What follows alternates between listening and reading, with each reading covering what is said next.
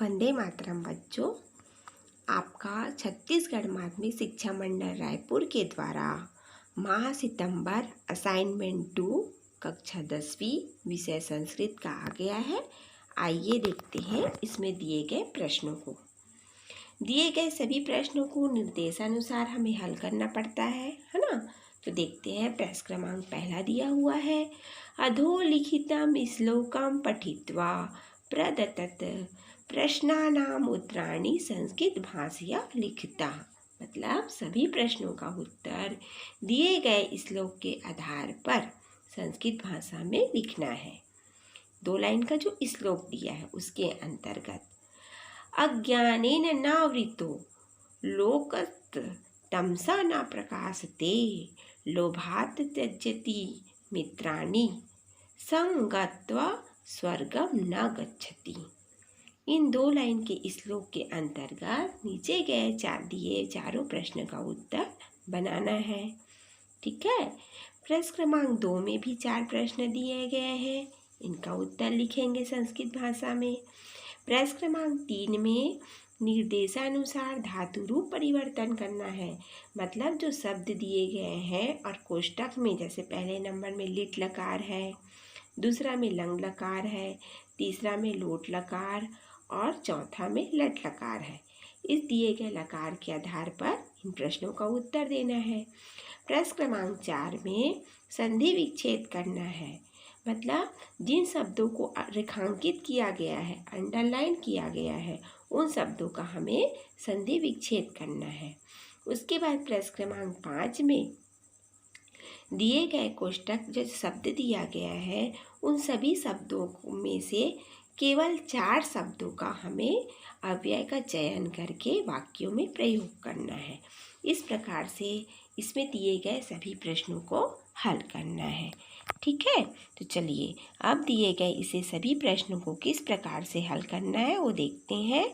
और सबसे पहले प्रश्न को लिखना है, फिर उसके बाद उत्तर लिखना है। इस चीज़ का ध्यान रखिए। आइए देखते हैं प्रश्न क्रमांक पहला। प्रश्न क्रमांक पहला का उत्तर होगा घिरा हुआ। आवृता शब्द का हिंदी भाषा में अर्थ पूछा गया है यहाँ पे, तो क्या होगा? घिरा हुआ। प्रश्न क्रमांक दूसरा में लोभात् त्यजति मित्राणि वाक्य का हिंदी भाषा में अर्थ पूछा गया है, तो यहाँ पे क्या उत्तर होगा?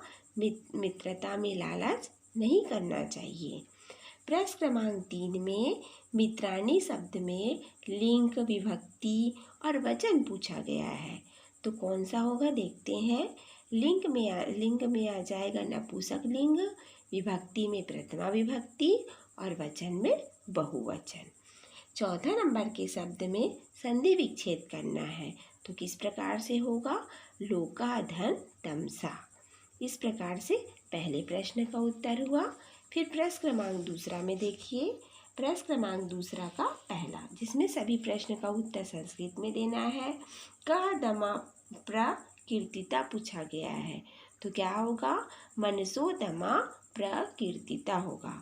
प्रश्न क्रमांक दूसरा में देखना, दूसरा का उत्तर होगा मनः किम स्विच घृतरम वायु, है ना।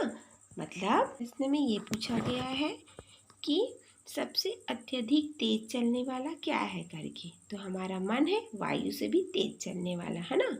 तो मना किम स्विच छी घृतरम वायु। ठीक। प्रश्न क्रमांक 3 का उत्तर सुखा नाम उत्तम तुष्टि रुतमा है।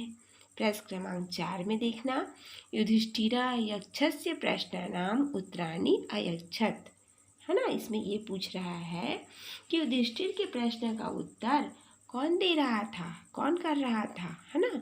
तो युधिष्ठिर के प्रश्न का उत्तर यक्षस्य प्रश्नानाम उत्तराणि अयच्छत्। ठीक है।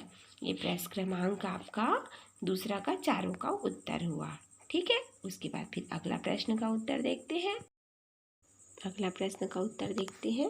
प्रश्न क्रमांक 3 पहला नंबर का गृहे वर्तन्ते, तो वर्तन्ते लिट लकार में बनाना है, तो क्या होगा? गृहे वर्तिष्यन्ते होगा।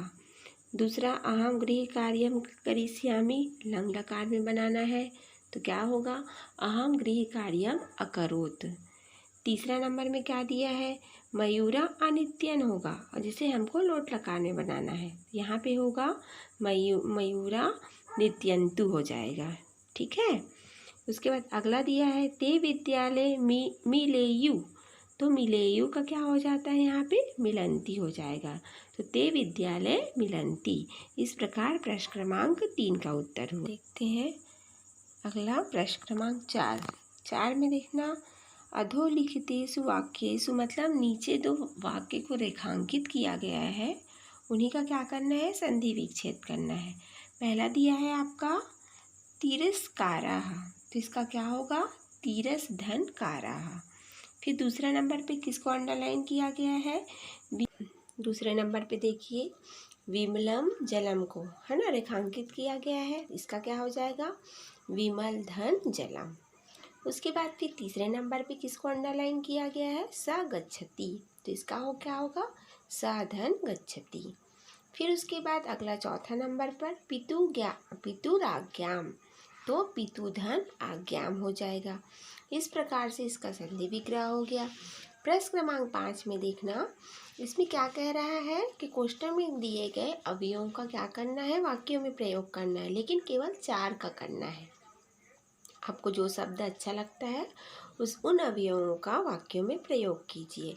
तो चलिए हम 4 शब्द लेते हैं, जैसे उच्चय, तो इसका क्या हो जाएगा, सभायाम उच्चय माँ वद, बही सर्पा विवरात बही निसरति।